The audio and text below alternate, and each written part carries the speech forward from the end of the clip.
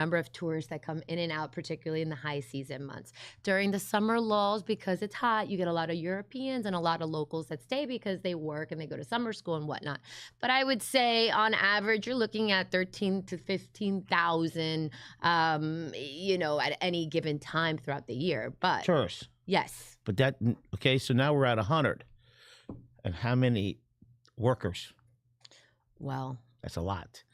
Give and take, I heard it's between 130 and 150,000 on any given time. And it's just incredible. That's an incredible feat. You think these little bridges handle all of it. Yeah. Before I forget, I just was on Mount Sinai. What they're building there is incredible. It is. Wow. It is. So we actually live right across the street from Mount Sinai. We're on 45th and Jefferson. And we have Mount Sinai in our backyard, which makes us feel very, very at peace, given that we have a 4 and a 2-year-old. Wait, you come over, you right to the left? Well, we're actually in Mid-Beach. So we're in that Nautilus. So we're right across the street from Alton. But Mount Sinai is a beautiful campus. And the CEO, Gino, has done such an amazing job. The nurses there, the first responders, everybody who works on the front lines at Mount Sinai.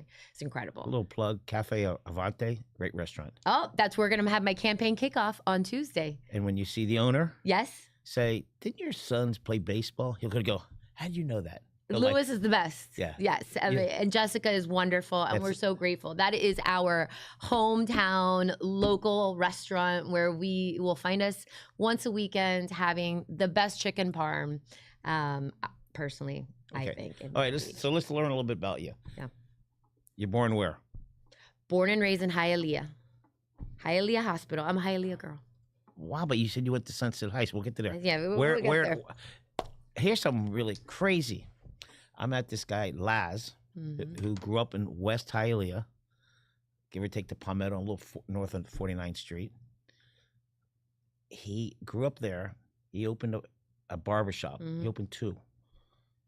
Last week, he gave haircuts. He had 40 barbers come in and cut hair free for all the kids. Good for him. And what's more crazy, not that it was that, it was a big, huge, they gave out thousands of backpacks and this. And the speech was in English. We're in West Hialeah. Yeah. And people get, no. All in English except for one sentence he said to his parents in Spanish. So Hialeah is a great community. It is. And they a lot of great things. La ciudad poderosa, everybody, the ethic, the hard work that comes out of those that were born and bred in Hialeah, it's just a different mentality. It's a different way of life. Well, that's correct. And Hialeah has come a long way from Mylander years. Okay. Oh, Mylander. Okay. I was at Bucky Dent. So I used to go to the summers. I used to play at Bucky Dent when my mom was working at Palmetto Hospital. And so I would spend all my summers at Bucky Dent. I was the bumper car or the bumper pool table champion at Bucky Dent. That's what we want to know about you. You're a candidate. We want to know what sport we can beat. I am amazing at bumper pool. It's just a very random tidbit of information, but hey, that's important. There you go. Okay, so but you grew up in Hialeah, but you went to what elementary school did you go to? So I actually grew up. I went to Dade Christian. I was at Dade Christian through 6th grade. At which point, my mom could no longer afford to keep me in private school, and so she said, "Honey, I'm sorry, I love you, but we got to go to public school, and you're going to go to Jose Marti." And I threw a fit, and I said, "No, I have my friends. This is my school. This is my family," and it was the best decision that she could have ever made for me because I learned and experienced so much in that first year of 7th grade in Jose Marti. My best friends, my maid of honors that were my wedding. You drove from Hialeah to Jose Marti. Well, we lived in Lago Grande, in Hialeah, so I could walk to Jose Marti. Right. And so those women that I met in middle school were in my wedding as my maids of honor. Beautiful. Yes. So who was your favorite? Oh, Dade Christian. Dade Christian. Who's your favorite teacher? I would say Miss Satius was my favorite teacher. She was incredible. Class? That was 3rd grade. Okay. And we did a lot of geography and civic involvement classes and projects. And she took a very motherly role over my well-being and making sure that I felt nurtured and loved and protected. So Dade Christian, they sold part of the property. Yes, and now it's no longer what it was in its heyday. But the time that I did spend there, I ran a lot of track. I was 4x8, 4x4, 4x8. I spent a lot of time on their softball team At and Dade Christian. at Dade Christian. And so I was always very active, involved in many, many sports. And then when I went and did the transition to Jose Marti, I joined the cross country team, the track team, where I captained both of those for the 3 years that I was there before I went over to Barbara Goldman. And I was actually I was the incoming freshman class at Barbara Goldman when Barbara Goldman first opened. Wait, that's the first class? Yes. Well, all right, let's get back to Jose Marti. Who's your favorite teacher there? Let's see. I had in Jose Marti. Let me try to see who I think was. Give me two of them. I would have to say it was my English professor, and I believe her name, if I remember correctly, is Mrs. Ramos. At the time, we would write short stories, and I absolutely love writing, and I love creative writing, and she taught me a lot about That's why you're a successful lawyer.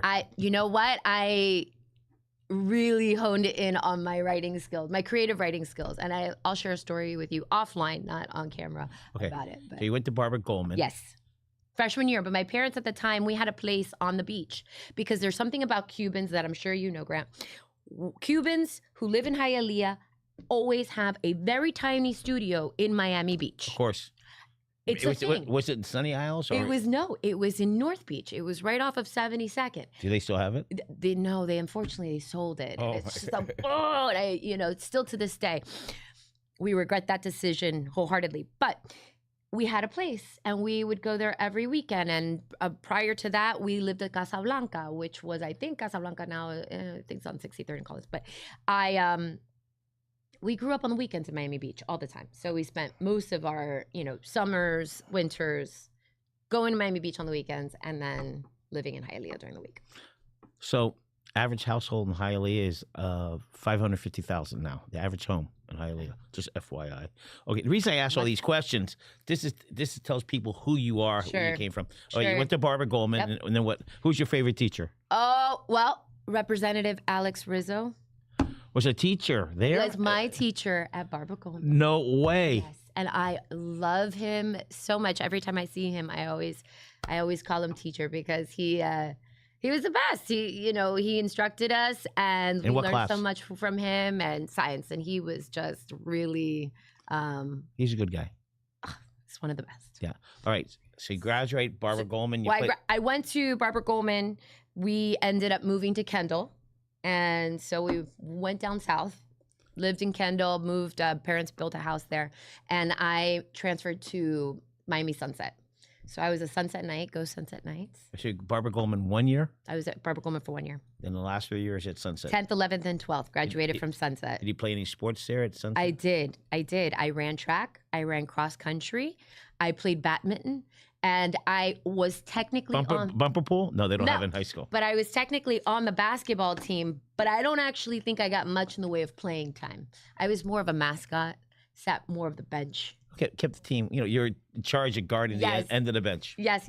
But I was very involved in high school, student government, class officers, key club, you name it. I was involved in it. I've always had very much this high energy for civic involvement, either in my school setting or academic settings, and so I did very well, and was able to graduate with a scholarship, full ride to University of Florida.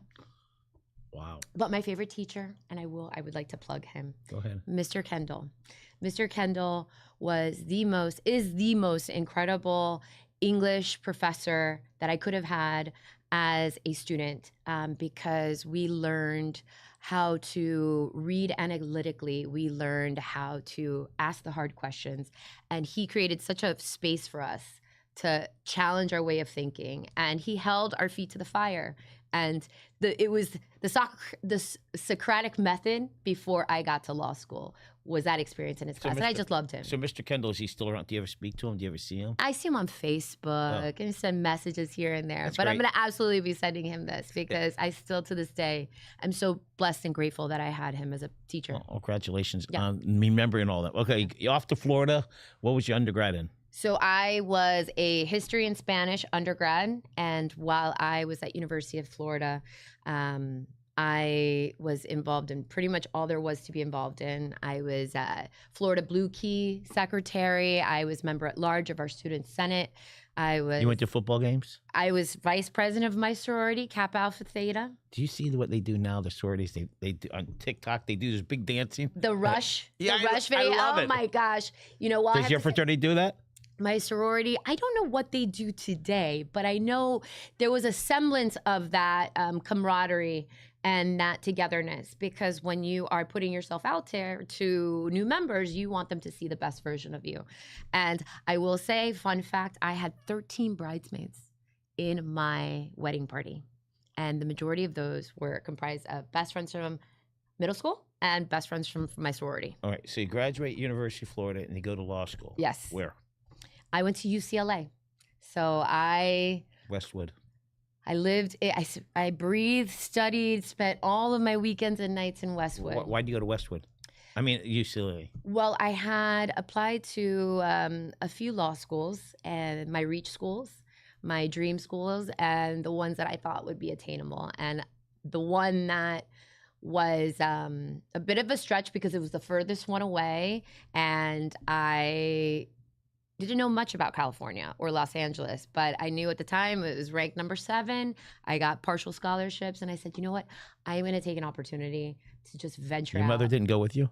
Oh, my Cuban mom? Are you kidding me? She wanted to pack herself in the suitcase with me. She was vehemently opposed to me going to UCLA.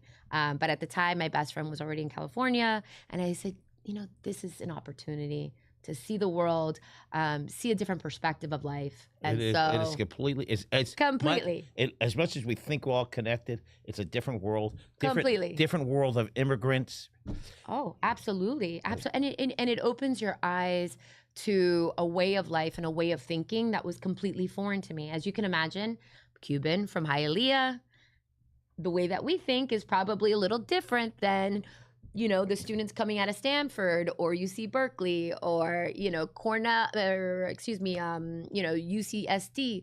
It was just an incredibly different experience. All right. So, big question. Yep. Did you ski at Big Bear?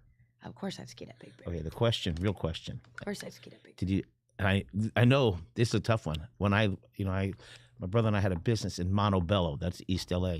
I would ski in the morning, come down the mountain, and surf the same day. You can do both. Isn't that unbelievable? It's incredible. Lake Tahoe. The water's a little cold.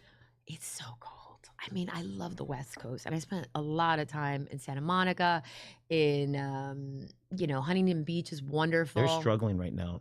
National News did a story. Most of the stores are empty.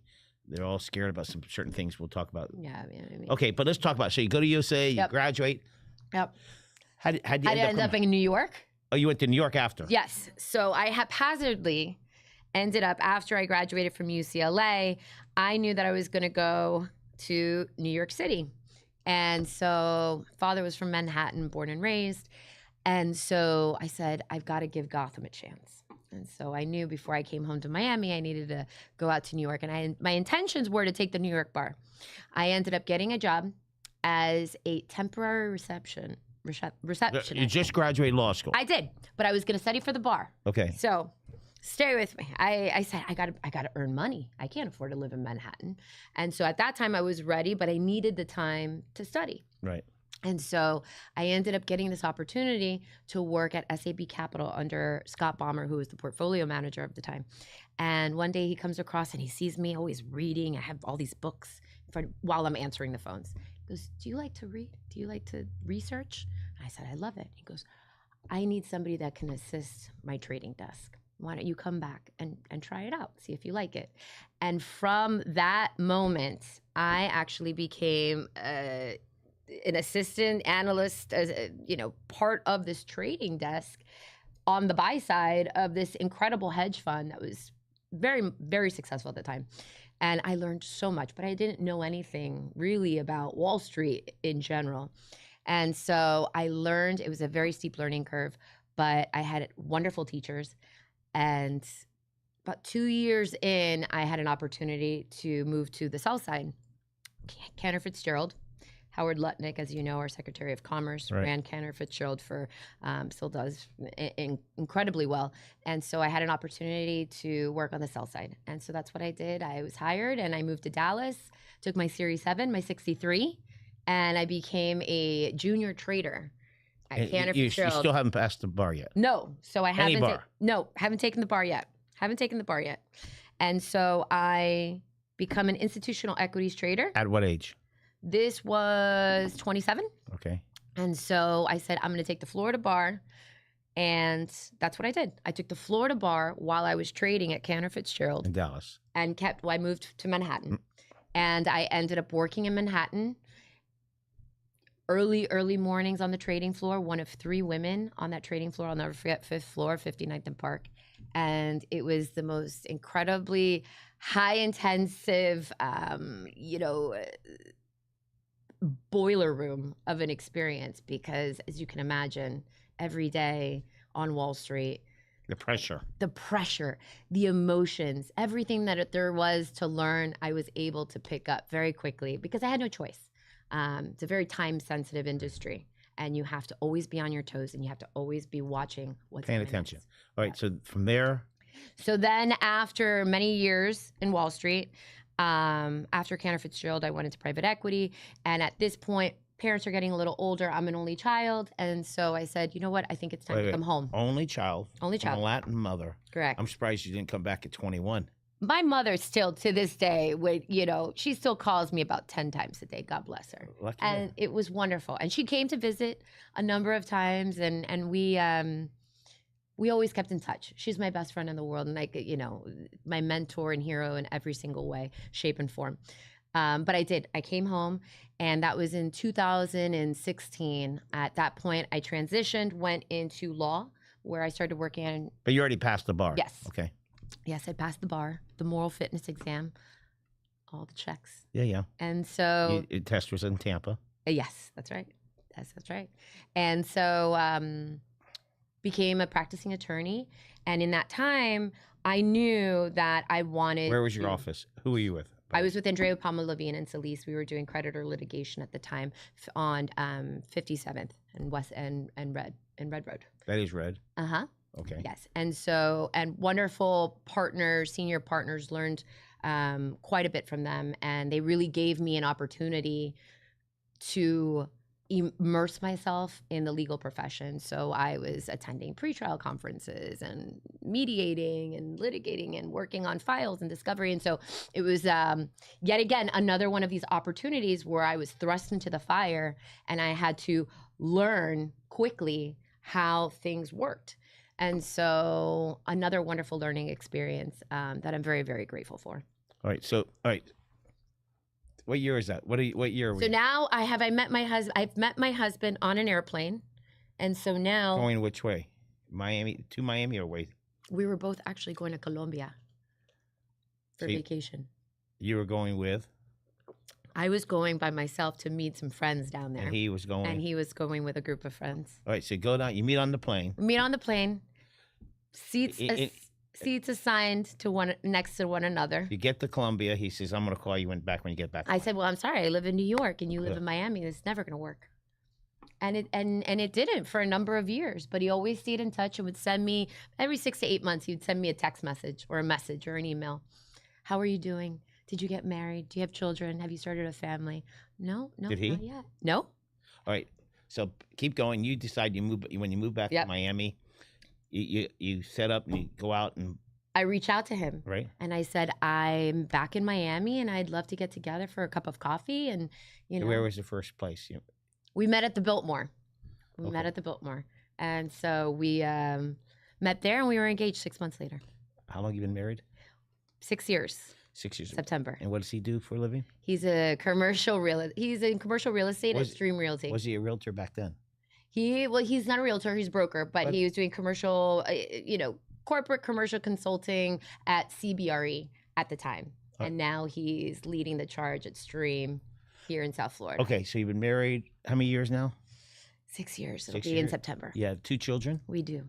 And how old? Emerson is 4. He'll be 5 August 28th. And Alessandra is 2. She'll be 3 October 3rd. Okay. They're amazing. Incredible. 2 kids, they fly by. It's madness. It's controlled chaos. Remember when your mother or parents were hovering you and give me some room. Now you're gonna be doing the same thing to your 2 kids. I know. Okay. I know. So They're amazing. How long you been living on Miami Beach?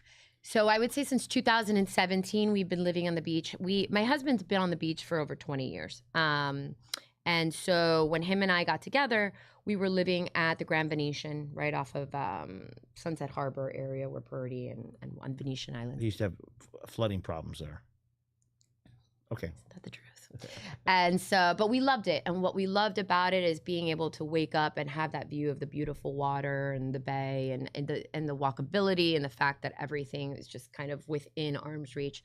But then the pandemic hit and we were thrust into a situation where I was pregnant and we were all working from home. And luckily we had the ability to walk the causeway.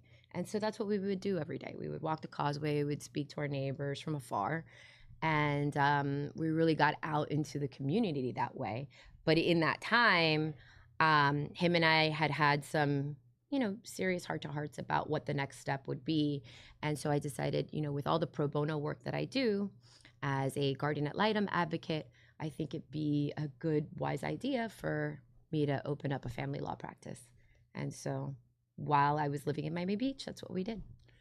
I have to bring this up. There was a commissioner on Miami Beach last term during COVID. Everybody thought he was crazy. He says, all the first responders should take the COVID shot. Get it over with, and it'll be better. Everybody thought he was crazy. Well, he was kind of right. If the first responders would have all got COVID early, things would have been a little bit better in Miami. And which commissioner that was. Absolutely. But he was right. But at the time, the world was upside down. Sure. Okay, so. My mom was a first responder. My mom's a microbiologist. And while everybody was home, she was at the hospital running labs, running tests. And I still to this day think she was so brave to be out there in this unknown to the world. Unknown to the world. All right, so you have 2 kids. Your husband's in real estate business. Commercial real estate, yep. And you play lawyer. So all this stuff that you've done, I have to ask, the money that you were dealing with, how much was it? Your firm. In terms of the clientele? Yeah, how much was it? $1 billion, Well, the money that I was probably exposed to. Right. In Manhattan, while on Wall Street, it's an entirely different level of wealth because you're dealing with institutional investors. So we're talking millions and millions of dollars. The reason I bring that up because you got Miami Beach. Your Miami Beach budget's how much? For what? Are we talking about present budget? Yes, present budget Miami Beach. $1 million, we've got $1 billion budget. We have an incredible amount of. Right. So you're used to these kind of numbers. And that's important. And the fact when even though you have a city manager, somebody has to oversee the city manager. People don't realize the city manager runs the town. Mm-hmm. You guys are the board of directors. Sure. And you have to make sure that everybody's moving in the right direction. Mm-hmm. In my belief in politics, the 3 Ps, when you're worrying about a city, police. That's the number one concern of any city. Mm-hmm. Okay. The next thing people want when they're moving into a community, they want to make sure the police is tops. They want to make sure the parks are tops. Yep. And then even though you're not in charge of public schools, do they have good public schools? And that's how people decide. Now, I might send my kid to a private school, but I want to have the choice. Correct. If it's a bad public school, I don't have a choice. And if I can make the choice, so let's start with the police. Sure. Miami Beach is a different animal. Mm-hmm. Some of there's 34 cities in Dade County. Everybody goes to Miami Beach. Everybody wants to be a police officer in Miami Beach for good reason. We have the Miami Beach under Chief Wayne does an incredible, and Mayor Minor has done a fantastic job with ensuring safety levels are where residents feel comfortable with now. Obviously crime has been reduced dramatically in Miami Beach. And I think for the most part, residents feel incredibly safe. Now there's 3, to me, there's North Beach, Mid Beach, South Beach, and then there's South of 5th. Is that South Beach, yeah. Well, you got South of 5th, and you've got Washington and Ocean Drive, and those are their own animals. Correct. But you've got Mid-Beach, which is predominantly, you have several pockets of Orthodox communities in Mid-Beach, and you've got a number of schools in that area between North Beach Elementary and Temple Shalom, and you have St. Pat's. So you've got a lot of young families, too. A lot of young families. All right, so the police is a big conversation. Nationwide, statewide, localized, and you have so many tourists. It's a different animal. Yep. Other cities, they don't have as many tourists come in. What does the chief or the city need to do different to make it better? Do they need to hire more police officers? I think they want to feel, and I actually had cafecito with a cop this morning at Bagel Boss on 41st.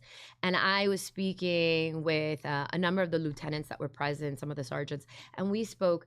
What they want to feel is that they are empowered to do their jobs, the cops, correctly, and that we give them the resources that they need to institute the practices that are going to better help call times, that they're going to have the public backing of their commission, of their mayor, so that they feel supported on the public stage.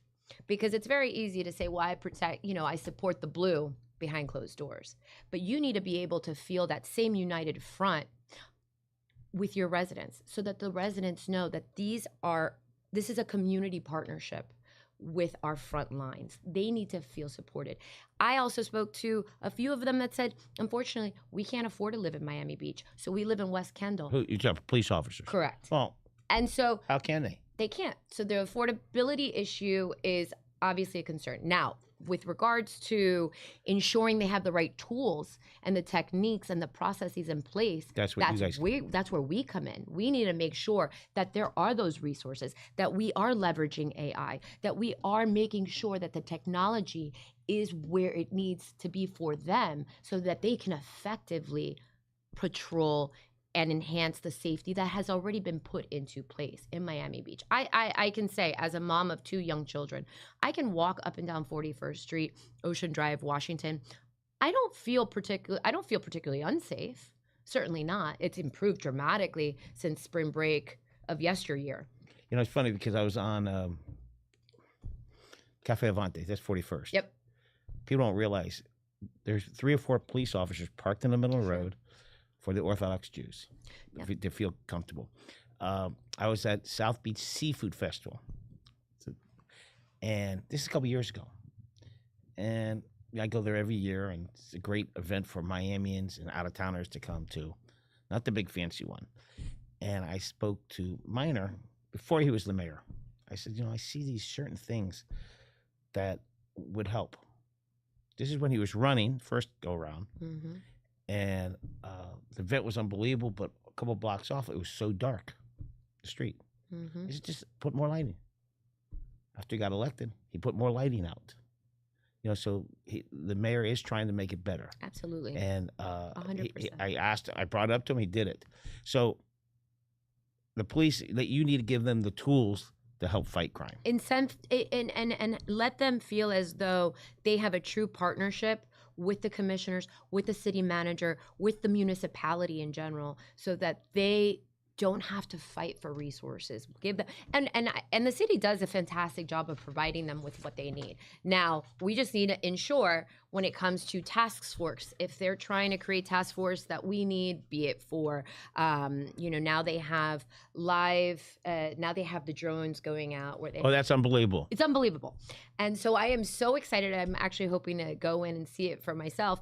But I think that there's so much opportunity to be able, if we can get that battery life going a little longer, have them go beyond 41st Street into North Beach, I think that would be such an incredible tool for them. How many cops are there? Do you know? I think about 400. I think it's about a 400 person force. And I know that now during the big rush, that you hire more off-duty cops to help support these issues. And security officers. Yes. Yeah. Mm-hmm. Okay, next thing. We did the police, parks. Parks, green spaces, we need them. I think, I absolutely love what Parks and Recs has been doing for the city of Miami Beach. One of my very, very good friends is the chair of Parks and Recs. Shout out to Sean Smith, who is phenomenal. Sean Smith? Yes. Somebody I know knows him. He says he does great work. He does excellent work. He is my husband's very best friend. He was in my wedding.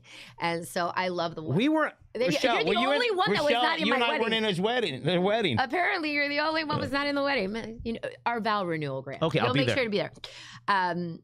But I think Parks and Recs, they're doing an incredible job. We live right behind Polo Park, and we were able to write a resolution. The NAHA board, Nautilus Homeowners Association, was able to write a resolution to get lights in the park. So once dusk comes down, that the kids are able to play basketball. That's something that we did for the Nautilus Middle School. Green spaces are, as you can imagine, a very big concern. As I've been on the campaign trail speaking to residents, what it is that they want facilities that rival the facilities that Doral has, that Sweetwater has, that West Kendall has, for these children to play competitive soccer, to play competitive lacrosse, to do all of these activities that we right now have to figure out how to find the acreage to give them. Correct. Your baseball program is outstanding. Your youth baseball travel team, Danny Berry does a great job. My son is in Danny Berry. He starts Pee-wees on Sunday. And when you see Danny Berry, you say to him, "It's a great day for," and he'll say, "baseball." He's the best. We love Danny, and my son has been with him since he was 2 years old. So, all right. So the challenge is you're landlocked. You don't have a lot of space. But you're redoing a lot of the parks. Yep. And you know, the JCC has a great indoor facility that helps the community. Sure does. All right, public schools. Miami Beach High School. It's really IB program. There's no, I mean, right. Nothing. And then the middle school, you have. We have Nautilus Middle School. You have any other ones? So Nautilus, no. So Nautilus is our middle school. Miami Beach High is our high school. And elementary. And we have quite enough. We have South Point Elementary. Great. We have North Beach Elementary. We have Biscayne Elementary. We have, God forgive me, Feinberg Fisher, which is K through 8. So we have excellent elementary schools. And right. Charter schools, you got a few charter schools there? We do. We have a few we have a number of parochial schools. Yes. We have schools. We have charter schools. I would say we have about 23 to 24 academic institutions of varying sizes on Miami Beach. However, I will say that if we can invest in a marketing, I would say, campaign to put out to the world, to put out to Miami-Dade County, put out to those that are thinking of coming to South Florida, to let them know how wonderful the programming is in these elementary schools. They might not feel the need to have to send their child off island to Miami Country Day. The Country Days. That there's no space to send children there anymore because everybody from New York, California, and Boston are trying to get their kids into the same school. You have some Montessori schools there, don't you? We do. We do. Montessori is excellent. And I have a very good friend that works there. And where's that located? That's in South. That's, okay. I believe, South Fifth. And there's also one actually in Mid Beach as well, as you approach Collins, I believe. But we have the gifted programming at North Beach Elementary under Principal Fishman is incredible. I think that the IB program, the STEAM labs, the robotic labs, the opportunity for athletics, so many people aren't aware of how strong academics are in North Beach, Mid Beach, as well as South Beach. Now, of course, you have to work in tandem with the Miami-Dade County School Board. Right. And you have to ensure that your enrollment numbers need to stay up because the more you have children enrolled in the public school system, the more funding you're going to be able to receive from the county. So let's leverage. I mean, it's from the school board. Correct. So we leverage that relationship, try to make sure we're bringing in numbers, not taking them away or taking them off island. And so that's a huge part of my platform, making sure that QEC has an advocate on the commission, on the dais, that can speak to them about these educational issues. Because like you said, the average family, the average working class family, they just want their kids to be safe and go to a good school. They don't have to worry about education. And they certainly don't want to have to spend thousands and thousands of dollars for it if they don't have to. That's correct. Okay, we got about 2.5 more minutes. Yep. To me, Miami Beach is a hidden gem because most people that live on the mainland, I know it's hard to believe, but there was a guy named Joe Neville. I used to do business with him, and he would call me, "You're from the mainland." I go, what are you talking about in the mainland? He says, I don't leave Miami Beach. I don't cross the causeway. Yeah. All right, Miami Beach is a hidden gem because a lot of people, tourists, a lot of people don't go over to visit enough. Hidden gems. Your top 5 favorite hidden gems in Miami Beach. Okay, here we go. Prima Pasta on 71st. Can never go wrong with Prima Pasta on a Friday night. Hold on one second. Rochelle, I should have worn my hats, right? I usually do hats in different restaurants. Okay. Go ahead. So Prima Pasta, that's always that's a staple for our family. Let's see. Cool Medium, 16th and Collins. I believe it's 16th and Collins. The, excuse the phrase, but the coolest jazz bar. Okay. It's underground. You have to go down the stairs, but it's unbelievable. Best drinks, best music. Absolutely love Cool Medium. The splash pad at South Point Park. Can't get my kids out of the splash pad in South Point Park. It's particularly at sunrise and sunset. It's wonderful. And then you got Smith & Walensky right next door. Great bread. Great bread. We already spoke about Cafe Avanti, which that is a neighborhood staple for us.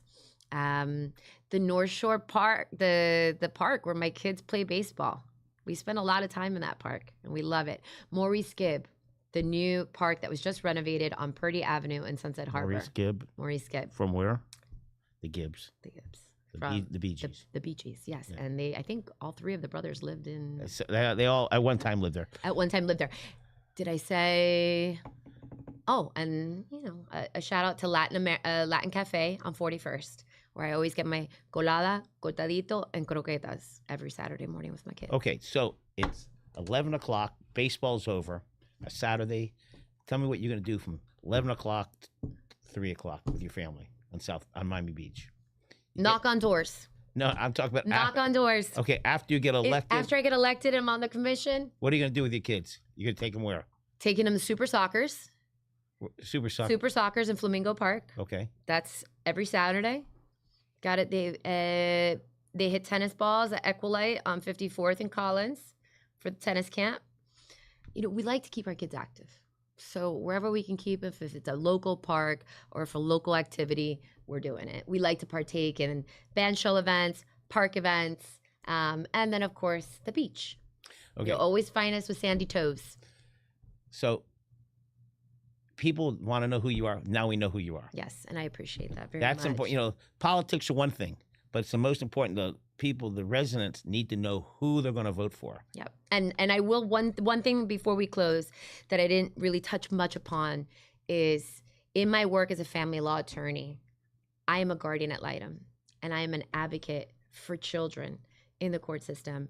And that to me is very much defines who I am and why I want to do this, because I want to help. And I've always had a heart of service. And the same way that I advocate for those children and for my clients is the same way I hope to advocate for the residents of Miami Beach. And they'll get to know much more about me as the months progress into the election, which is on November 4th. You can vote early voting. Yes, you can. Request those absentee ballots, vote early. And if you want to learn a little bit more about me, you can go to www.moniqueformiamibeach.com. I am running in Group 1, and I am very excited and hope to earn your support throughout this journey in the campaign trail. Thank you, everybody. Thank you for watching. Miami Community Newspaper is the #1